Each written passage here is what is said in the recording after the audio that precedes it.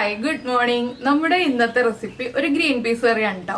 അപ്പത്തിനും ഇടിയപ്പത്തിനും ഒക്കെ കൂടെ കഴിക്കാൻ പറ്റുന്ന, ബ്രെഡിന്റെ കൂടെയും കഴിക്കാം. നമുക്ക് ചപ്പാത്തിയുടെ കൂടെയൊക്കെ ഒരുപാട് അങ്ങ് സ്യൂട്ട് ആവില്ല. എന്താണെന്ന് വെച്ചാൽ ഒരുപാട് മസാലകളൊന്നും ചേർക്കാതെ അധികം എരിവൊന്നും ചേർക്കാതെ ഉള്ള ഒരു ഗ്രീൻ പീസ് കറിയാണ്.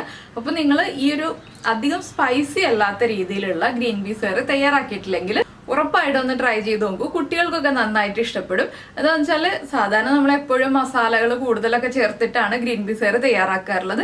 ഇതൊരു ലെസ് സ്പൈസി ആയിട്ടുള്ള ഗ്രീൻ പീസ് കറിയാണ്. അപ്പോൾ എല്ലാവരും ട്രൈ നോക്കിയിട്ട് ഫീഡ്ബാക്ക് ഒക്കെ അറിയിക്കുക. നമുക്ക് നമ്മുടെ ഗ്രീൻ പീസ് കറി എങ്ങനെയാണ് തയ്യാറാക്കുന്നത് നോക്കാം. നമുക്ക് നമ്മുടെ ഇൻഗ്രീഡിയൻസ് നോക്കാം. ഞാനിപ്പോൾ ഒരു 1/4 cup green peas overnight soak ചെയ്തെടുത്തിട്ടുണ്ട്. ഓവർനൈറ്റ് സോക്ക് ചെയ്തില്ല എന്നുണ്ടെങ്കിൽ ഒരു 8 മണിക്കൂർ സോക്ക് ചെയ്തെടുത്താലും മതി കേട്ടോ. ഇതിന് ഫ്രോസൺ ഗ്രീൻ പീസിനേക്കാൾ നല്ലത് ഡ്രൈ ഗ്രീൻ പീസ് തന്നെയാണ്. പിന്നെ ഒരു വലിയ സവോള അല്ലെങ്കിൽ മീഡിയം സവോളയാണെങ്കിൽ 1.5 സവോള അത് ചെറുതായിട്ട് കട്ട് ചെയ്തെടുത്തിട്ടുണ്ട്. ഇത് സ്ലൈസ് ചെയ്തെടുക്കുന്നതിനേക്കാൾ ചെറുതായിട്ട് ചോപ്പ് ചെയ്തെടുക്കുന്നതാണ് നല്ലത്. പിന്നെ ഒരു ചെറിയ തക്കാളി ആണെങ്കിലും മുഴുവൻ എടുത്തോളൂ. വലിയ തക്കാളി ആണെങ്കിൽ അതിൻ്റെ പകുതി മതി, ഒരുപാട് തക്കാളി വേണ്ട. പിന്നെ 6 അല്ലി വെളുത്തുള്ളി, ഒരു ചെറിയ പീസ് ഇഞ്ചി ചതച്ചെടുത്തിട്ടുണ്ട്. ചതച്ചെണ്ണ എടുക്കുമ്പോഴാണ് ടേസ്റ്റ്. 1/2 കപ്പ് തേങ്ങ ചിരവി ചെയ്തെടുത്തിട്ടുണ്ട്. 2 പച്ചമുളക്. പച്ചമുളക് നമ്മുടെ എരിവനുസരിച്ച് എടുക്കുക. എരിവ് കുറഞ്ഞ പച്ചമുളകാണെങ്കിൽ 4 വരെ എടുക്കാം. നല്ല എരിവുള്ള പച്ചമുളക് ആയതുകൊണ്ടാണ് ഞാൻ 2 എടുത്തിട്ടുള്ളത്. അപ്പോൾ ആദ്യം നമുക്ക് ഈ ഗ്രീൻ പീസ് ഒന്ന് വേവിക്കാൻ വെക്കണം. അപ്പോൾ നമ്മൾ കഴുകി വൃത്തിയാക്കി വെച്ചിരിക്കുന്ന ഗ്രീൻ പീസ് നമുക്ക് കുക്കറിലേക്ക് മാറ്റാം. ഇതിലേക്ക് ഒരു 1/4 ടീസ്പൂൺ മഞ്ഞൾപ്പൊടി, അതുപോലെ തന്നെ ഗ്രീൻ പീസിന് ആവശ്യമായ ഉപ്പ്. നമ്മൾ ഓരോരുത്തരും എടുക്കുന്ന ഗ്രീൻ പീസിൻ്റെ കുക്കിംഗ് ടൈം വ്യത്യാസം ഉണ്ടാവും കേട്ടോ. ഞാനിത് 3 വിസിൽ വരുന്നത് വരെയാണ് വേവിച്ചെടുക്കാൻ പോകുന്നത്. ഗ്രീൻ പീസ് അത്യാവശ്യം നന്നായിട്ട് വെന്ത് കിട്ടണം. ഗ്രീൻ പീസിൽ കുറച്ച് വെള്ളവും വേണം. ഞാനിപ്പോൾ 1 കപ്പ് വെള്ളം ചേർത്തിട്ടുണ്ട്. ഒരു 1/4 കപ്പും കൂടി വെള്ളം ചേർക്കാൻ പോവാണ്. 1.25 കപ്പ് വെള്ളം ചേർത്തിട്ടാണ് ഞാൻ വേവിക്കുന്നത് 3 വിസിൽ വരുന്നത് വരെ. നിങ്ങളുടെ കയ്യിൽ ഒറ്റ വിസിൽ കുക്കാവുന്ന ഗ്രീൻ പീസ് ആണെങ്കിൽ അത് അങ്ങനെ വേവിച്ചോളൂ. ഒരുവിധം നന്നായി തന്നെ ഗ്രീൻ പീസ് കുക്കായി കിട്ടണം. നമുക്കിങ്ങനെ പ്രസ് ചെയ്യാതെ തന്നെ കുക്കായി എന്ന് കാണുമ്പോൾ മനസ്സിലാവുന്ന പാകത്തിൽ വെന്ത് കിട്ടണം. അപ്പോൾ നമുക്ക് ഗ്രീൻ പീസ് ആദ്യം കുക്ക് ചെയ്തെടുക്കാം. ഇനിയിപ്പോൾ നമുക്ക് അരപ്പ് റെഡിയാക്കി എടുക്കാം കേട്ടോ. ഗ്രീൻ പീസ് കുക്കായി വരുമ്പോൾ നമ്മൾ അരപ്പും കൂടി റെഡിയാക്കി വെച്ചാലേ നമുക്ക് ബാക്കിയുള്ള കാര്യങ്ങളെല്ലാം ചെയ്യാൻ പറ്റുള്ളൂ. ഞാനിപ്പോൾ 1/2 കപ്പ് തേങ്ങ എടുത്തത് മിക്സിയുടെ ജാറിലേക്ക് മാറ്റിയിട്ടുണ്ട്. ഇതിലേക്ക് 1 ടേബിൾ സ്പൂൺ പെരിഞ്ജീരകം, വലിയ ജീരകം 1 ടേബിൾ സ്പൂൺ തന്നെ വേണം. നമ്മൾ ഒരുപാട് മസാലകൾ ചേർക്കുന്നതല്ല ഈ ഒരു കറിയിൽ. ഇത് രണ്ടും ചേർത്ത് നന്നായിട്ടൊന്ന് അരച്ചെടുക്കണം. നിങ്ങൾക്ക് പച്ചമുളക് വേണമെങ്കിൽ ഈ അരപ്പിൻ്റെ കൂടെ ചേർത്ത് അരയ്ക്കാം. ഞാനിപ്പോൾ അരയ്ക്കുന്നില്ല, ഞാൻ വഴറ്റിയാണ് എടുക്കുന്നത്. അപ്പോൾ നന്നായിട്ട് അരയണം. ഫൈൻ പേസ്റ്റ് ആവുന്നതിന് തൊട്ട് മുൻപേ ഉള്ള ഭാഗത്തിൽ തരിതരിപ്പായിട്ട് അരച്ചെടുക്കരുത്. അപ്പോൾ വെള്ളം ചേർത്ത് അരച്ചെടുക്കാം. നമുക്ക് ഇത് അരച്ച് വെച്ചിട്ട് നമുക്ക് ബാക്കിയുള്ള കാര്യങ്ങൾ ചെയ്യാം. പിന്നെ തേങ്ങ അരയ്ക്കാൻ ബുദ്ധിമുട്ടാണെന്നുണ്ടെങ്കിൽ ഒരു ഓപ്ഷനും കൂടി പറയാം. തേങ്ങാപ്പാൽ എടുക്കുക. കട്ടി തേങ്ങാപ്പാൽ എടുത്തിട്ട് അതിലേക്ക് പെരിഞ്ജീരകം പൊടിച്ചത് മിക്സ് ചെയ്ത് വെക്കുക. അങ്ങനെയും ഈ ഒരു കറി ചെയ്യാം. പക്ഷേ എളുപ്പം തേങ്ങ അരച്ചെടുക്കുന്നതാണ്. അപ്പോൾ ഞാനൊരു പാൻ ചൂടാക്കിയിട്ട് പാനിലേക്ക് വെളിച്ചെണ്ണ ഒഴിച്ചിട്ടുണ്ട്. വെളിച്ചെണ്ണയിൽ തന്നെ ഈ ഒരു കറി ചെയ്യുക. ഇതിലേക്ക് ഇഞ്ചി വെളുത്തുള്ളി ചതച്ചത് ചേർത്ത് കൊടുക്കാം. ഇഞ്ചിയും വെളുത്തുള്ളിയും ഒരുപാട് അങ്ങോട്ട് കുക്കായി പോകണ്ട. അത് ആ എണ്ണയിലേക്ക് ആ ഫ്ലേവർ ഒന്ന് പിടിച്ചു വരുന്ന രീതിയിൽ നമ്മളൊന്ന് ഇളക്കി കൊടുക്കുക. ഇത് ചോപ്പ് ചെയ്ത് ചേർക്കുന്നത് നല്ലതല്ല എന്ന് പറഞ്ഞാൽ എന്താണെന്ന് വെച്ചാൽ, ചോപ്പ് ചെയ്ത് ചേർക്കുമ്പോൾ ഇഞ്ചിയുടെയും വെളുത്തുള്ളിയുടെയും ഫ്ലേവർ അധികം എണ്ണയിലേക്ക് ഇറങ്ങില്ല. ഇതുപോലെ ചതച്ച് ചേർക്കുമ്പോഴാണ് എണ്ണയിലേക്ക് കൂടുതൽ ഫ്ലേവർ ഇറങ്ങി വരിക. ഇനി നമുക്കിതിലേക്ക് ഞാനൊരു 2 പച്ചമുളക് എടുത്തിരുന്നില്ലേ, അതൊന്ന് സ്പ്ലിറ്റ് ചെയ്തെടുത്തിട്ടുണ്ട്. നമ്മുടെ സവോളയും കൂടി ചേർക്കണം. ഇനി സവോളയിലേക്ക് കുറച്ച് ഉപ്പും കൂടി ചേർത്തിട്ട് നന്നായിട്ടൊന്ന് വഴറ്റിയെടുക്കണം. സവോളയുടെ കളറൊക്കെ ഒന്ന് മാറി വരണം. ആ രീതിയിൽ വഴറ്റിയെടുക്കുക. ഗ്രീൻ പീസിൻ്റെ ഉപ്പ് ശ്രദ്ധിക്കണം. ഗ്രീൻ പീസിന് ഉപ്പ് കൂടുതലാണെങ്കിൽ സവോളയിൽ ഉപ്പ് ചേർക്കരുത്. ഇനി സവോള ഒന്ന് കളറ് മാറി വരുന്നത് വരെ നമുക്ക് ഇളക്കി കൊടുക്കാം. ഇതിലേക്ക് 1 തണ്ട് കറിവേപ്പിലയും കൂടി ചേർത്ത് കൊടുക്കാം.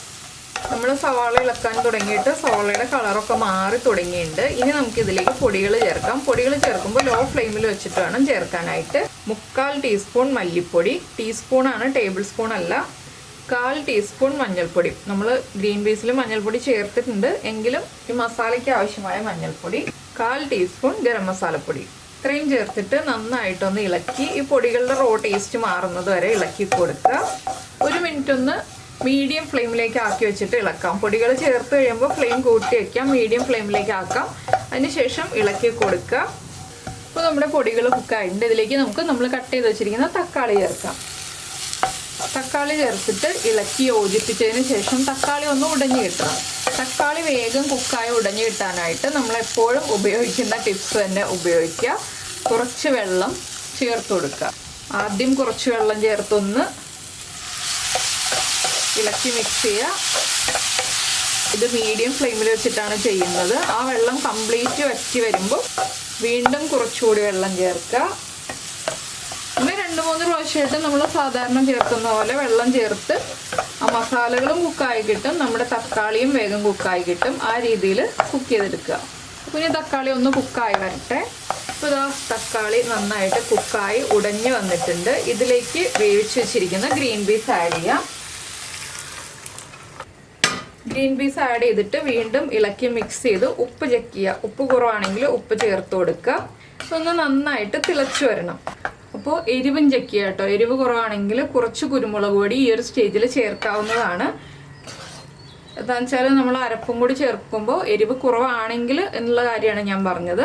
അപ്പോൾ അരപ്പ് ചേർത്തിട്ടാണെങ്കിലും കുരുമുളക് പൊടി ചേർത്ത് കൊടുക്കാം.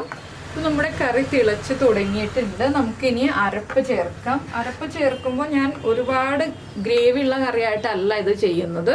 അതുകൊണ്ട് കുറച്ച് വെള്ളത്തിലാണ് അരച്ചെടുത്തിട്ടുള്ളത്. അപ്പോൾ നമ്മുടെ അരപ്പ് ഒഴിച്ചു കൊടുക്കാം. ഇനി അരപ്പൊന്ന് ചേർത്ത് ഇളക്കി മിക്സ് ചെയ്യുക. അരപ്പ് ചേർത്തതിന് ശേഷം ഒരുപാട് അങ്ങോട്ട് തിളക്കരുത് കേട്ടോ. എന്താണെന്ന് വെച്ചാൽ നന്നായിട്ട് തിളച്ചിട്ടുണ്ടെങ്കിൽ തേങ്ങ പിരിഞ്ഞതുപോലെയാവും. അപ്പോൾ ഒരുവിധം ഒന്ന് നന്നായിട്ട് ആവി വന്ന് ചെറിയ ബബിൾസ് വന്ന് തുടങ്ങുമ്പോൾ നമ്മൾ ഫ്ലെയിം ഓഫ് ചെയ്യണം.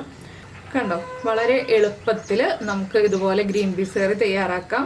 പിന്നെ ഞാൻ നേരത്തെ പറഞ്ഞല്ലോ നമുക്ക് തേങ്ങാപ്പാൽ ചേർക്കാം എന്നുള്ളത്. അപ്പോൾ ഇതുപോലെ ഗ്രീൻ പീസ് ചേർത്തിട്ട് കറി ഒന്ന് തിളച്ച് വരുമ്പോൾ നമ്മൾ തേങ്ങാപ്പാലിൽ പെരിഞ്ജീരകപ്പൊടി ചേർത്ത് മിക്സ് ചെയ്ത് വെച്ചത് കറിയിലേക്ക് ഒഴിച്ചു കൊടുക്കുക. ഒന്ന് ആവി വരുമ്പോൾ തന്നെ ഫ്ലെയിം ഓഫ് ചെയ്യുക. ഈ അരപ്പ് ചേർത്ത് കുക്ക് ചെയ്യുന്ന അത്രയും സമയം പോലും എടുക്കില്ല തേങ്ങാപ്പാലാണ് ചേർക്കുന്നതെങ്കിൽ. അങ്ങനെ നമുക്ക് 2 രീതിയിലും ഈ ഒരു കറി തയ്യാറാക്കാം. അപ്പോൾ നിങ്ങൾ ഈ രീതിയിൽ ഗ്രീൻ പീസ് കറി തയ്യാറാക്കി നോക്കിയിട്ടില്ലെങ്കിൽ ഉറപ്പായിട്ടും ഇങ്ങനെയൊന്ന് ചെയ്യൂ. കുട്ടികളും വളരെയധികം ഇഷ്ടപ്പെടുന്ന ഒരു കറിയായിരിക്കും കേട്ടോ. കുട്ടികൾക്കാണെങ്കിലും ഈ ഒരു മൈൽഡ് മസാല ടേസ്റ്റ് ഒക്കെ ഉള്ള കറികൾ ഇഷ്ടപ്പെടും. ഒരുപാട് എരിവൊന്നും ഇഷ്ടപ്പെടാത്ത കുട്ടികളാണെങ്കിൽ അപ്പോൾ എല്ലാവരും ട്രൈ ചെയ്ത് നോക്കിയിട്ട് അഭിപ്രായങ്ങളൊക്കെ കമൻറ്റ് ചെയ്യുക. പിന്നെ എല്ലാവർക്കും വീഡിയോ ഇഷ്ടമായിട്ടുണ്ടെങ്കിൽ ഒന്ന് ലൈക്ക് ചെയ്യാനും കൂടി മറന്നു പോകരുത് കേട്ടോ. പിന്നെ നമ്മുടെ ചാനൽ ആദ്യമായിട്ട് കാണുകയാണെങ്കിൽ നമ്മുടെ വീഡിയോ പ്രസൻറ്റ് ചെയ്യുന്ന രീതിയൊക്കെ ഇഷ്ടമായി എന്നുണ്ടെങ്കിൽ നമ്മുടെ ചാനലൊന്ന് സബ്സ്ക്രൈബ് ചെയ്ത് സപ്പോർട്ട് ചെയ്യണേ. സബ്സ്ക്രൈബ് ചെയ്യുന്നതിന് ഈ വീഡിയോയുടെ താഴെയുള്ള റെഡ് സബ്സ്ക്രൈബ് ബട്ടൺ ഒന്ന് ക്ലിക്ക് ചെയ്യുക. അതിൻ്റെ റൈറ്റ് സൈഡിലുള്ള ബെൽ ഐക്കണും ക്ലിക്ക് ചെയ്യുക. അപ്പോൾ ഓൾ എന്ന് പറഞ്ഞിട്ടൊരു ഓപ്ഷൻ കാണാം. ആ ഓളും കൂടി പ്രസ് ചെയ്തിട്ടുണ്ടെങ്കിൽ ഞാൻ എപ്പോഴും വീഡിയോ അപ്ലോഡ് ചെയ്യുമ്പോൾ നിങ്ങൾക്ക് നോട്ടിഫിക്കേഷൻ വരും. അപ്പോൾ ഇതാ ഇത് കണ്ടോ, ചെറിയ ബബിൾസ് വന്ന് തുടങ്ങുന്നുണ്ട്. ഞാൻ ഫ്ലെയിം ഓഫ് ചെയ്യാണ്. ഇപ്പോൾ ഫ്ലെയിം ഓഫ് ചെയ്തു. ഇനിയിപ്പോൾ നമുക്ക് ഇതിലേക്ക് ചേർക്കേണ്ടത് കുറച്ച് മല്ലിയിലയാണ് കേട്ടോ. മല്ലിയിലയുടെ ഫ്ലേവർ താല്പര്യമുണ്ടെങ്കിൽ ചേർത്താൽ മതി, താല്പര്യമില്ലെങ്കിൽ ചേർക്കണ്ട. ചേർക്കുകയാണെങ്കിൽ കൂടുതൽ ടേസ്റ്റ് ഉണ്ടാവും കറിക്ക്.